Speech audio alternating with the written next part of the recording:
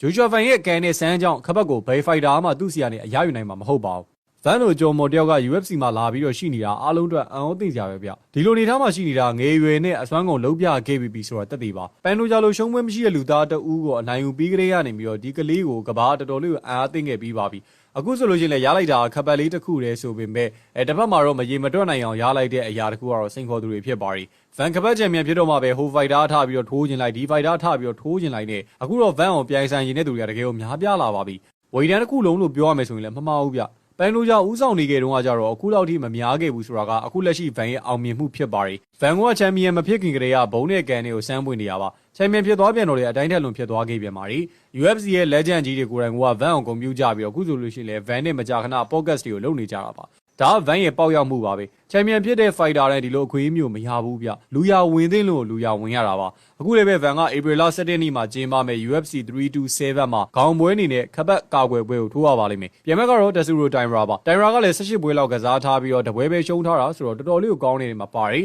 ဒါသူ့ရဲ့ professional record ကိုပြောတာပါ UFC မှာဆိုလို့ရှိရင်တော့တိုင်ရာက9ပွဲထိုးပြီးတော့4ပွဲအထိနိုင်ပြီးတော့တပွဲကိုသာရှုံးထားတာပါပွဲသိမ်းတာတွေကလည်းပဲအလဲထိုးတွေကြီးနေပါပဲချုပ်ရင်ချုပ်မယ်မချုပ်ရင်တော့ဘောက်စင်နဲ့ပဲပွဲသိမ်းတာပါသူရှုံးထားတဲ့ fighter ကလည်းဗန်နိုင်ခဲ့ဘူးတဲ့ Brandon Ryan ပဲဖြစ်ပါရီနောက်ဆုံးဝက်မှာ Brandon Moreno လို legend ကြီးကိုနိုင်လိုက်တာကသူ့ရဲ့အကြီးမားဆုံးအောင်မြင်မှုကြီးတစ်ခုဖြစ်ပါရီအဲဒီတော့အခုလာမယ့်ခပတ်ကာကွယ်ပွဲကဗန်အတွက်ပန်တိုဂျာကိုရင်ဆိုင်ရမယ့်ပုံစံလိုမျိုးခက်ခဲလာမှာပါတိုင်ရာနဘန်သမားဖြစ်တာကြောင့်မလို့ဗန်အတွက်တော့အနေငယ်လေးခက်ခဲနိုင်ပါရီဒါမဲ့ပန်တိုဂျာနဲ့ပွဲရလိုမျိုးပွဲသိမ်းနိုင်မယ်ဆိုလို့ရှိရင်တော့ဗန်အတွက်ကတိုင်ရာကိုရင်ဆိုင်တဲ့နေရာမှာအတော်လေးကိုလွယ်ကူသွားမှာဖြစ်ပါရီခက်ခဲဆိုပေမဲ့လည်းဗန်အတွက်ကတော့နဘန်သမားရင်းနဲ့ရင်ဆိုင်တဲ့နေရာမှာဖြည့်ရှင်းရှိပြီးသားပါချုပ်ကွက်မမိအောင်လို့အသာစီးကနေထိုးမယ်ချုပ်ကွက်တယ်ပြီးလို့ရှိရင်လည်းမရရအောင်လို့ရုံးထွက်မယ်ပြီးလို့ရှိရင်ကိုကျွမ်းတဲ့ဘောက်စင်နဲ့အသက်ကုန်ပြန်ပြီးတော့စော်မယ်ဒါပဲ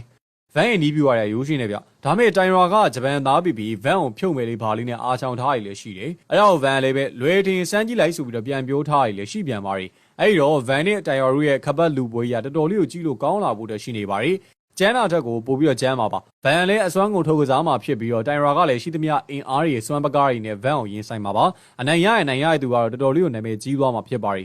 ဘာလို့လဲဆိုတော့နိုင်ရခဲ့ရင်ဗန်လည်းပဲသူ့ရဲ့ပထမအဦးဆုံးခပတ်ကာကွယ်ပွဲကိုအောင်မြင်သွားမှာဖြစ်တယ်လို့တိုင်ရာကလည်းပဲအနိုင်ရခဲ့မယ်ဆိုလို့ရှိရင်သူ့ရဲ့ပထမအဦးဆုံးခပတ်ကြီးကိုရရှိသွားမှာမလို့ပါပဲဒါကြောင့်မလို့ပဲနှစ်ပတ်စလုံးကဒီပွဲမှာအမားခံလို့မရပါဘူးမှားတာနဲ့မှားရလို့ခံလိုက်ရမှာပါဗန်ပဲနိုင်ရေးများရယ်ဆိုပေမဲ့ဗန်လည်းပဲတော်တော်လေးကိုတတိထားကစားဖို့အတွက်လိုအပ်ပါရီဘောလက်ဆိုတော့တိုင်ရာကလည်းဗန်လိုပဲလူငယ်ဖိုက်တာတူဖြစ်နေရကြောင်းပါအဲ့တော့ပြီးချေပြီးလက်ရှိတဲ့ဖိုက်တာတယောက်ကိုရင်ဆိုင်ရမှာဆိုတဲ့အတွက်ကြောင့်မလို့ဗန်အတွက်ကတော့ဒီပွဲကပန်တိုဂျာနဲ့ပွဲထက်ပိုပြီးတော့ထိုးရခက်မယ်လို့ထင်ပါရီဒါပေမဲ့ကျွန်တော်ကတော့ဒီပွဲမှာဗန်အနိုင်ရသွားမယ်ဆိုပြီးတော့ပဲယုံကြည်နေတယ်ဗျဘာကြောင့်လဲဆိုတော့ပရိသတ်တို့ကသိကြလားဗျ